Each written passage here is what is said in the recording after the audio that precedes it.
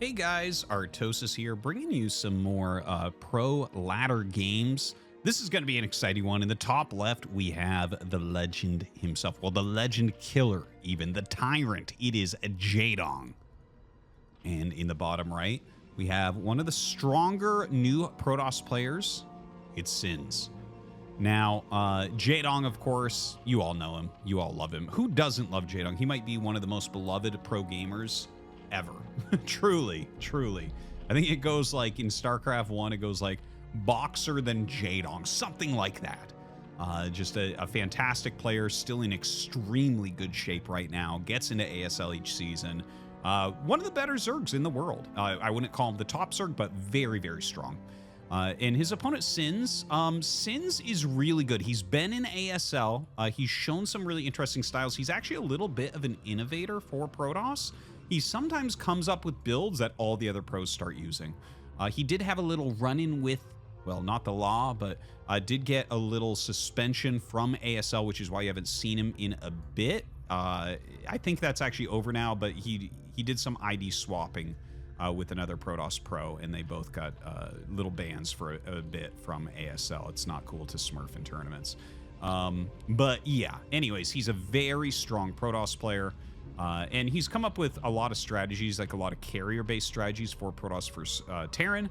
And then, of course, in Protoss for Zerg, he has shown us some great games in ASL in the past. Gonna be a strong game here against Jaedong, I think. Getting that scout off here on Invader very, very quickly, and throwing down his forge back at home. So, well, I mean, this is just kind of like a defensive opener from Jaedong, not too aggressive or anything. And then, you know, over on Ssinz's side, he's just adapting to it and making sure that he has the defense that he needs. One thing to mention, you know, he did kind of force this hatchery to go over there, and there's no gas, so he's not really worried about like a 9-pool or anything. I wonder if he's going to go 2 cannon, because you do have this additional ramp, right? So it's like, well, you can put one here and it will kind of cover everything. But if they make 8 lings, they're going to get by with a fair amount.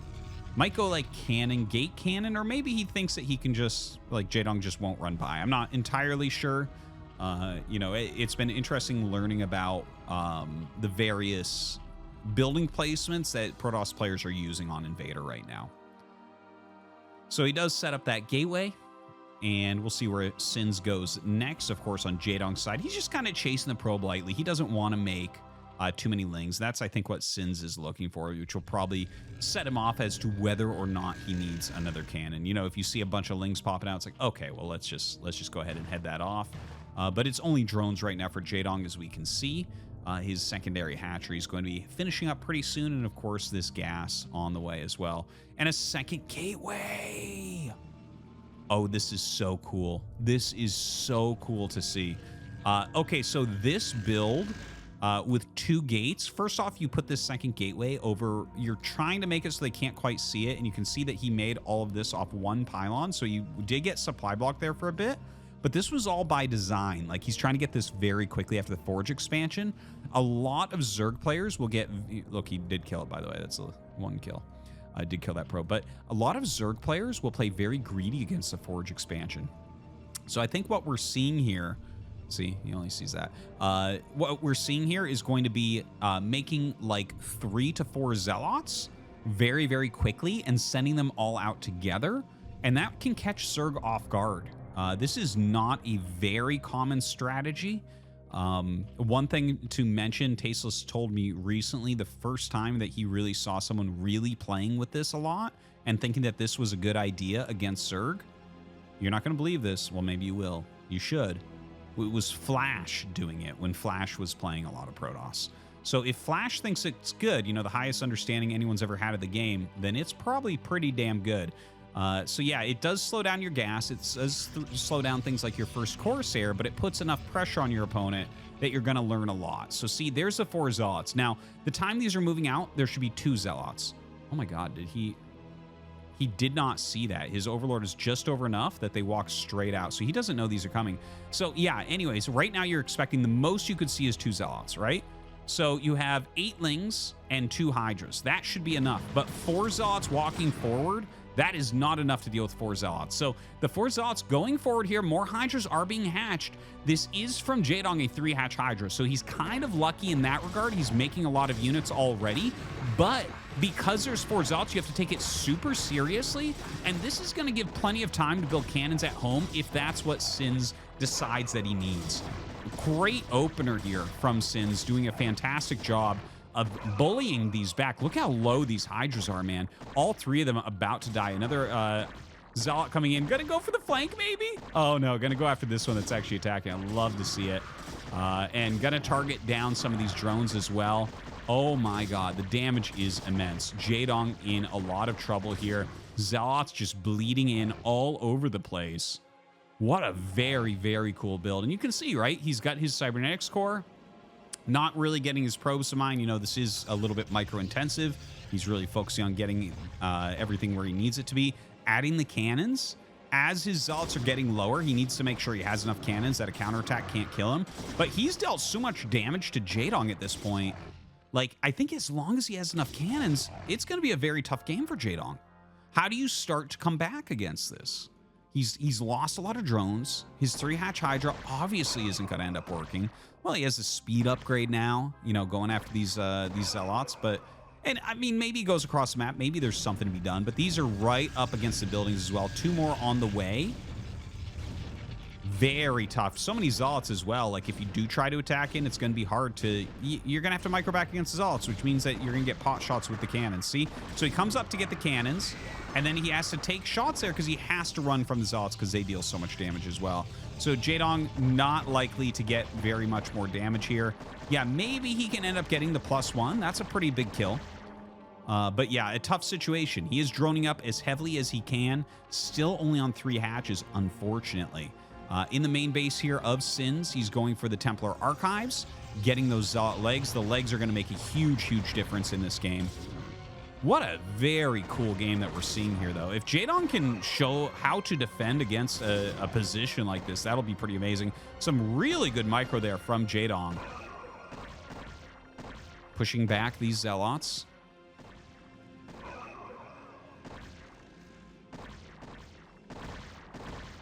And he is going to be able to bust down the gateway at least. You know, I think legs are going to finish. I think he's going to get the +1 because legs are about to finish. Woo! Takes a few extra shots there. And as legs finish, I think you just come out and save this. Yeah. Look at that. Just in the nick of time. Really beautifully done here from Ssinz. Pushes back the Hydras. Gonna secure his +1. And he already has the secondary forge being made here at the bottom of his base. Going for +2, in fact.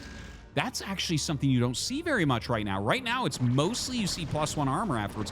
He does start armor here, but it does get killed off. No big surprise. Now, you know, it makes sense that you would start that there and then the +2 in here because +2 is more of an investment and takes longer. So doesn't want that one getting canceled. Anyways, gets moving forward here with these Zealots going after some of the Hydras. Nice micro there from Jaedong. Backs up into this tiny hole. The Zealots having a hard time closing. Good micro here on both sides. Ssinz slips through the hole in the 2 buildings, and Jaedong pushing forward with his Hydras, trying to stop these Zealots from getting on top of his drones, trying to micro away the very damaged Hydras here as well. Notice the whole position there, making the Hydras lose shots, shooting uphill. Now dives into that mineral line. Let's see how many drones he can actually end up getting. It looks like that's going to be 1 more for him. No more after that. Jaedong down at just 25 drones at the moment. High Templars coming out here for Ssinz. Wow. You know, I loaded up this game. I'm like, oh, Jaedong versus Ssinz. Well, Jaedong's going to be able to take that. But right now, Ssinz has truly been dominating. You know, Jaedong, he's fighting back. He's blocked these attacks somewhat. But it just feels like we have a lot of tempo right now for Ssinz. It feels like we've got a great position. Look at this. He didn't have to go Corsairs at all. Now, that being said, there is always the possibility that Jaedong goes Spire a little bit later on and is able to punish the fact that there is no Stargate, right? Like if you don't have enough Dragoons or High Templars, something like that, maybe he can get that extra damage in. But right now, Ssinz is continuing his upgrades, getting range for Dragoons, starting to pump out some of these Dragoons. The robotics on the way to help block out any lurkers, maybe set up some drops as well. Really well done. Really well planned game here from Ssinz. Very cool to see an opener such as this. Now, we have the cannons being blown up. This is a very normal thing. You need to clear a very nice path for your Dragoons. You don't want units getting stuck and bumping into each other. Looks like we have Overlord speed on the way right here for Jaedong. I don't know if he'll go into something like drops. Maybe something like that could be a good way for him to try to come back, but I'm not exactly sure what his plan is. You know, obviously you're going to need Overlord speed regardless, because you have to be wary of Dark Templars coming around, right? Like if a DT runs in somewhere and you don't have speed Overlords, you're done.